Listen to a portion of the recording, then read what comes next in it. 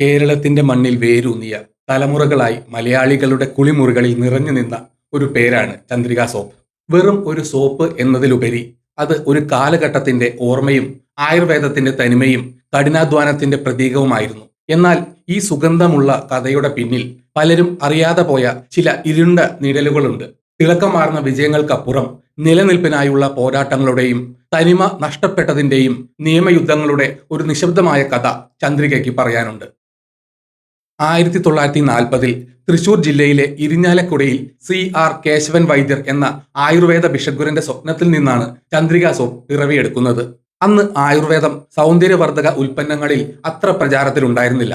ഒരു ചെറിയ സംരംഭമായി കേശവൻ വൈദ്യരും ഭാര്യയും മാത്രമായിരുന്നു തൊഴിലാളികൾ. തുടർന്ന് അവരുടെ 2 മക്കളും ഈ പ്രസ്ഥാനത്തിന്റെ ഭാഗമായി. ഈ സംരംഭത്തിന് SV പ്രൊഡക്ട്സ് എന്നായിരുന്നു പേരിട്ടത്. സ്വന്തം കൈകളാൽ സോപ്പ് നിർമ്മിച്ച് തോളിൽ ചുമന്നും ബസ്സുകളുടെ പിന്നിലെ കമ്പിയിൽ തൂങ്ങിക്കിടന്നും കടത്തിണ്ണകളിൽ ഉറങ്ങിയും അദ്ദേഹം തന്റെ ഉൽപ്പന്നം വിപണിയിൽ എത്തിക്കാൻ കഠിനമായി പരിശ്രമിച്ചു.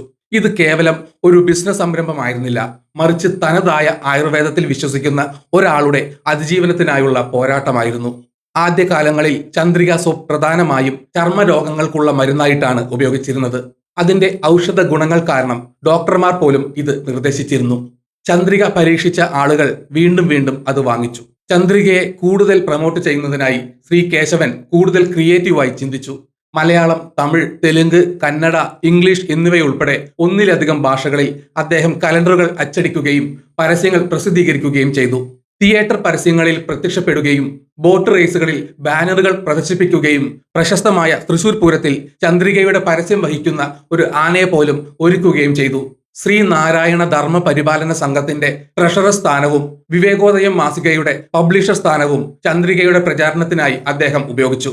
വള്ളത്തോൾ നാരായണ മേനോനെ പോലുള്ള കവികൾ, പ്രേം നസീറിനെ പോലുള്ള ചലച്ചിത്ര താരങ്ങൾ, ഡോക്ടർമാർ, സാമൂഹിക പരിഷ്കർത്താക്കൾ എന്നിവരുടെ കത്തുകളുടെ രൂപത്തിൽ അദ്ദേഹം ടെസ്റ്റിമോണിയൽസ് പ്രസിദ്ധീകരിച്ചു. ഇതെല്ലാം ചന്ദ്രികയ്ക്ക് വിശ്വാസ്യതയും ബഹുമാനവും വ്യാപ്തിയും നൽകി. എന്നാൽ ഈ വളർച്ചയുടെ പാതയിലും സാമൂഹികമായ ചില വെല്ലുവിളികൾ അദ്ദേഹത്തിന് നേരിടേണ്ടി വന്നു. കേശവൻ വൈദ്യർ ഈഴവ സമുദായത്തിൽപ്പെട്ട ആളായിരുന്നതുകൊണ്ട് ചില ഉയർന്ന ജാതിക്കാർക്ക് ചന്ദ്രിക സോപ്പ് ഉപയോഗിക്കാൻ മടിയുണ്ടായിരുന്നു എന്നാണ് ചരിത്രം പറയുന്നത്. ഈഴവ സോപ്പ് എന്ന് പോലും ചിലർ ചന്ദ്രിക സോപ്പിനെ വിളിച്ചിരുന്നു.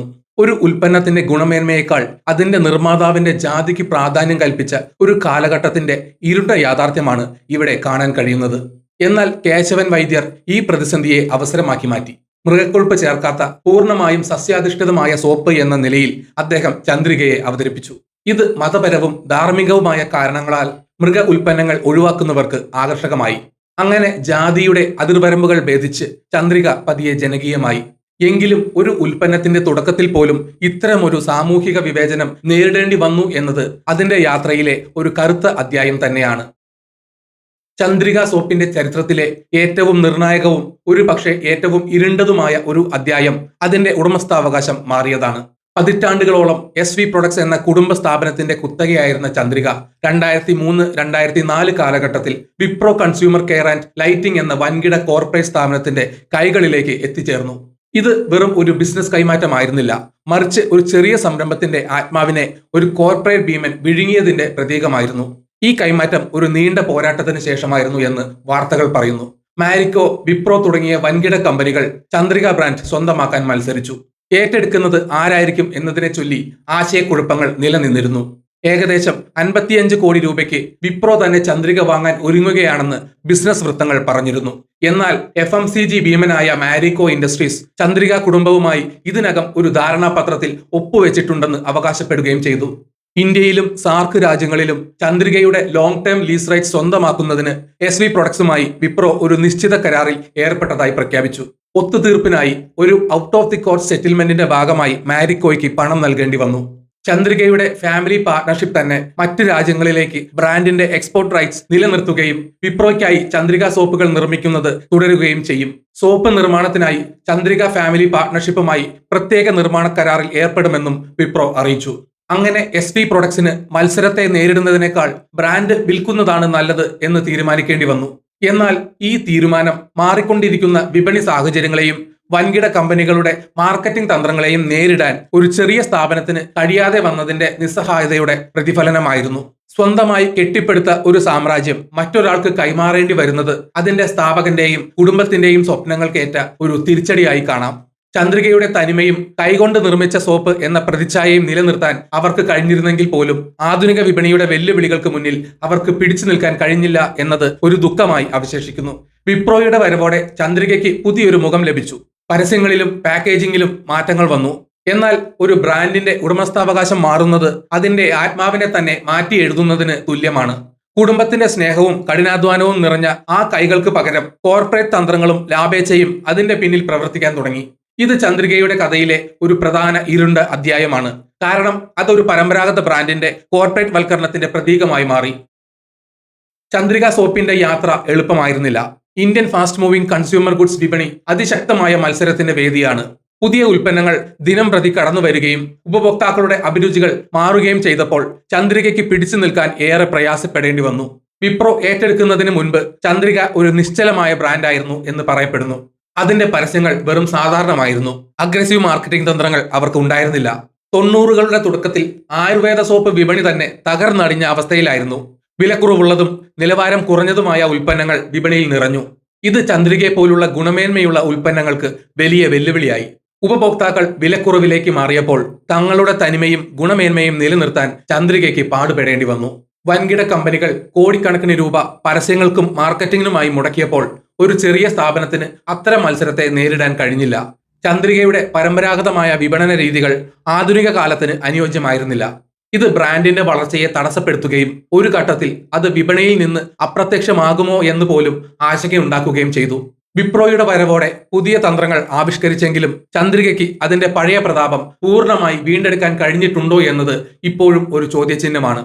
പുതിയ തലമുറയിലെ ഉപഭോക്താക്കളെ ആകർഷിക്കാൻ ചന്ദ്രികയ്ക്ക് ഇപ്പോഴും വലിയ വെല്ലുവിളികളുണ്ട്. ചന്ദ്രിക സോപ്പിന്റെ ഏറ്റവും വലിയ സവിശേഷതയായി എപ്പോഴും ഉയർത്തിക്കാട്ടിയ ഒന്നാണ് അത് ഹാൻഡ്മെയ്ഡ് എന്ന വാദം. ഗാന്ധിയൻ തത്വങ്ങളെയും കുടിൽ വ്യവസായങ്ങളെയും ഇത് പ്രതിനിധീകരിക്കുന്നു എന്നായിരുന്നു പ്രചാരണം. എന്നാൽ ഈ തനിമയ്ക്ക് ഒരു കറുത്ത കറ വീഴ്ത്തിയ ഒരു നിയമപരമായ വെളിപ്പെടുത്തൽ ചന്ദ്രികയുടെ ചരിത്രത്തിലുണ്ട്. 2021 പുറത്തുവന്ന ഒരു കോടതി വിധി കേരള ഹൈക്കോടതിയിൽ നടന്ന state of Kerala versus Surya laboratories case Chandrika സോപ്പിന്റെ ഹാൻഡ്മെയ്ഡ് എന്ന വാദത്തെ ചോദ്യം ചെയ്തു. അന്വേഷിച്ചതിൽ നിന്ന് മനസ്സിലായത് സൂര്യ ലബോറട്ടറീസും ചന്ദ്രിക കുടുംബത്തിന്റെ സ്ഥാപനമാണ്. സൂര്യ ലബോറട്ടറീസ് നിർമ്മിച്ച് വിറ്റ ചന്ദ്രിക സോപ്പ് ഹാൻഡ്മെയ്ഡ് സോപ്പായി കണക്കാക്കാൻ കഴിയില്ല എന്ന് കോടതി നിരീക്ഷിച്ചു.